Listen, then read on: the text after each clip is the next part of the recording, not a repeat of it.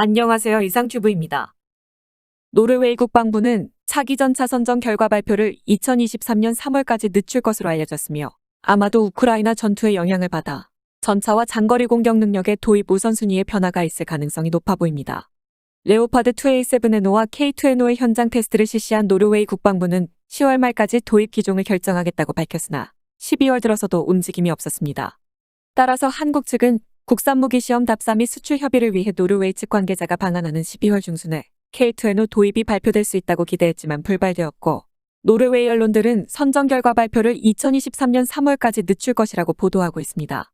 앞서 영상에서도 소개했지만 현재 노르웨이 언론에서는 노르웨이 육군참모총장은 전차 도입을 반대하고 있으며 전차보다 장거리 공격 능력을 우선시하여 장거리 공격 능력을 강화할 수 있는 장비 도입 가능성이 높아졌다라는 보도가 사실일 가능성이 높아 노르웨이 국방부는 KMW와 현대로템의 최종 제안 내용을 2023년 2월 혹은 3월까지 유지해 줄 것을 요청하여 그 사이에 차기 주력 전차 도입 계획을 재검토하겠다는 것입니다.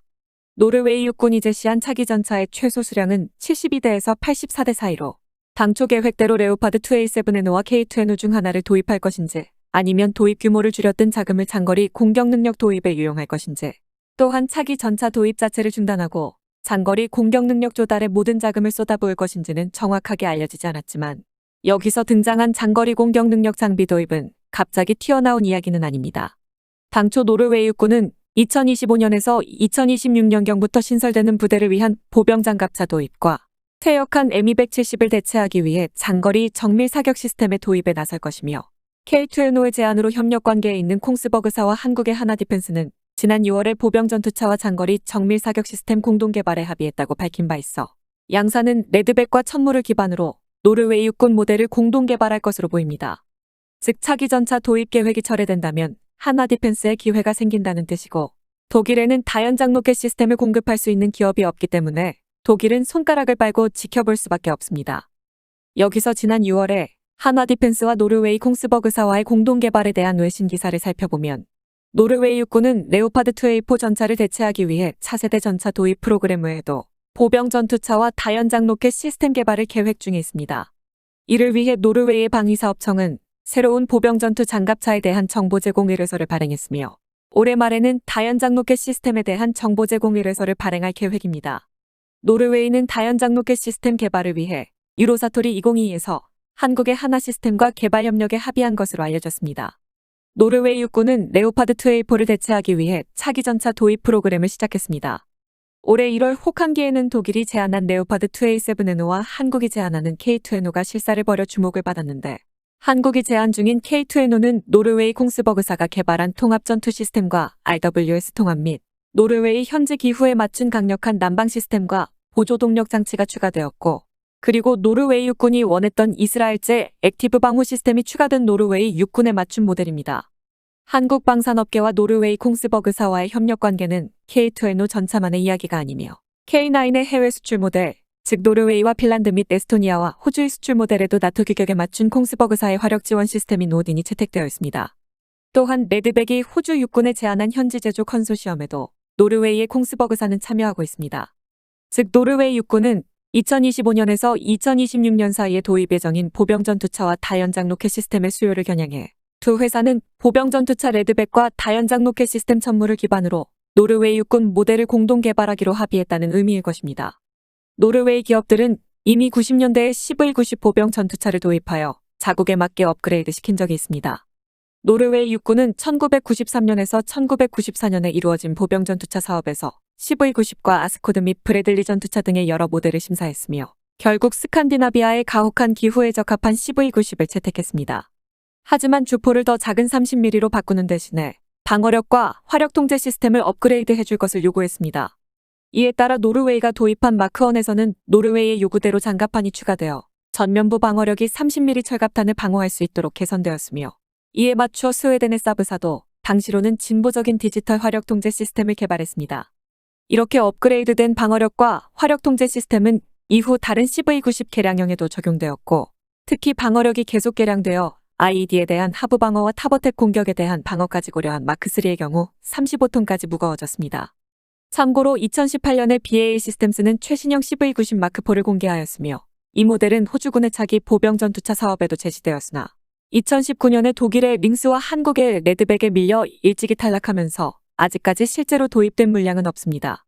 하지만 같은 스칸디나반도에 위치한 스웨덴이 개발한 CV90 개발 및 제조권은 영국 자본인 BA로 넘어갔으며 때문에 콩스버그사로선 이미 여러 차례 협력 관계를 구축한 한국 업체들과 손잡고 CV90 보병 전투 차량을 대체하기 위한 새로운 보병 전투차를 추진하고 한화 시스템도 레드백과 천물을 노르웨이에 판매하기 위해선 현지 업체와의 협력이 필수적이라고 생각한 것입니다. 덧붙여서 말하면 유로사토리에 출품했던 레드백에 대해서도 폴란드 이외의 유럽 국가들도 상당한 관심을 보이고 있다고 외신에서 밝힌 적이 있습니다. 우크라이나 침공을 본 유럽 국가들은 대전차 무기 보호 능력을 갖춘 전투 차량에 주목하고 있으며 대전차 미사일 등 화학에너지탄을 무력화하는 액티브 방호 시스템인 아이언 피스트와 단열 기술로 열상 감시 장비 및 열 추적 미사일을 회피할 수 있으며 차량 내부 온도를 낮추는 효과적인 솔라 시그마 실드 및 시스루 장갑 개념을 구현해 상황 인식을 확장시키는 아이언 비전을 갖춘 레드백은 유로사토리에서 주목을 받았다고 미국의 디펜스 뉴스는 보도했습니다. 이러한 흐름에서 레드백에 대한 러브콜을 보낸 유럽의 첫 나라는 노르웨이였으며 이어 폴란드도 자국 내에서 레드백에 대한 테스트를 진행 중에 있습니다. 노르웨이는 이미 한국에서 K9 자주포를 수입하여 사용하고 있으며 차세대 전차 도입을 위해 역시 한국의 K2를 테스트 중이며 CV90 보병 전투 차량을 대체하기 위한 차세대 보병 전투차 도입 사업 및 다연장 로켓 시스템 사업에서도 한국과 협력을 기반으로 개발하려는 의지를 나타내어 노르웨이는 한국을 파트너 삼아 지상 전력을 강화하려는 움직임을 보이고 있습니다. 하지만 한화 시스템과 노르웨이 콩스버그가 시스템 개발 협력을 합의한 것만으로 개발 계약을 체결한 것은 아니어서 앞으로 두 나라 간의 협력을 주목해서 바라봐야 할 것입니다. 과연 노르웨이 국방부가 차기 전차를 도입할 것인지 아니면 계획을 접고 방향을 바꿀지는 주목되지만 설령 K2 전차 도입을 취소하고 장거리 공격 장비를 도입하더라도 한국과의 협력에는 변함이 없을 것으로 보입니다. 동지 중에 튀르키예와 그리스에 대한 한 가지 소식을 더 전해드리고 마무리하겠습니다. 튀르키예 국방부는 지난 17일에 그리스 공군기들이 에게해 상공에서 실시된 나토 훈련을 방해하려다 튀르키예 공군에 의해 저지당했다고 발표했고 이에 대해 그리스는 나토 훈련이 아니라 튀르키예의 선전이라고 비난하고 나섰습니다. 튀르키예 국방부는 에게해 상공의 국제공역에서 나토의 에이왁스와 튀르키예의 공군 전투기들이 넥서스 에이스 연습을 실시했으며 이를 방해하기 위해 그리스 공군 전투기들이 접근해왔으나 튀르키예 공군 전투기들이 저지하고 소정의 훈련을 완료했다고 주장했습니다. 하지만 그리스는 넥서스 에이스 연습은 나토의 연습이 아니라 튀르키예 공군의 단독 훈련이었으며 그리스의 사전 비행허가 없이 튀르키예의 전투기들이 그리스령 레스보스 섬의 상공을 통과해 아테네 국제공항이 관할하는 국제공역을 비행했고 이는 국제항공교통 규칙을 위반하기 때문에 반격에 나섰다고 주장했습니다.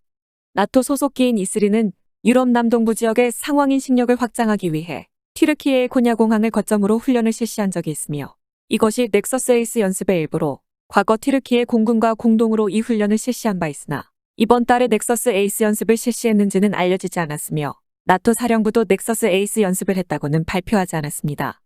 그리스 측은 튀르키예 국방부가 발표한 동영상은 의도적으로 편집된 선전일 가능성이 높다고 주장하지만 근본적인 대리번위는 로잔 조약과 파리 조약에 따라 비무장화가 의무화된 에게해 섬들을 그리스가 무장화하고 있는 데 있으며 이마저도 달리 보면 어느 쪽에나 일정한 변명이 있어 제3자가 끼어들기에는 문제가 너무 복잡해서 제3국이 중개하여 해결하는 것은 불가능에 가까울 것입니다.